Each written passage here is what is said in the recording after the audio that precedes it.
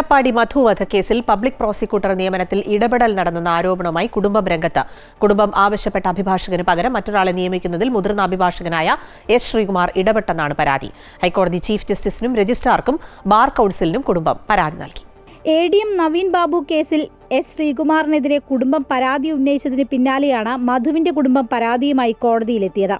മധു വധക്കേസിൽ public prosecutor നിയമനത്തിൽ അഭിഭാഷകനായ എസ് ശ്രീകുമാർ ഇടപെടൽ നടത്തിയെന്ന ആരോപണമാണ് കുടുംബം ഉന്നയിക്കുന്നത്.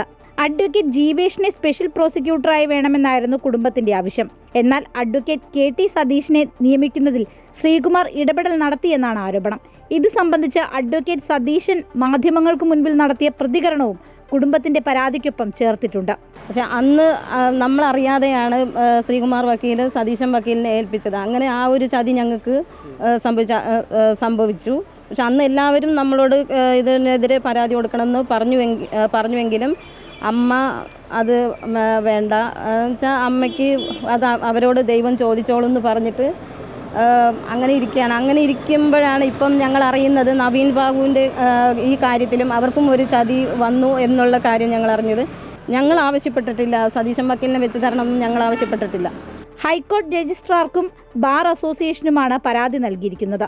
കുടുംബത്തിന്റെ ആഗ്രഹങ്ങൾക്ക് വിരുദ്ധമായ വാദങ്ങൾ ശ്രീകുമാർ ഉയർത്തിയെന്നും കുടുംബം ആരോപിക്കുന്നു. അമൃത ന്യൂസ്, കൊച്ചി.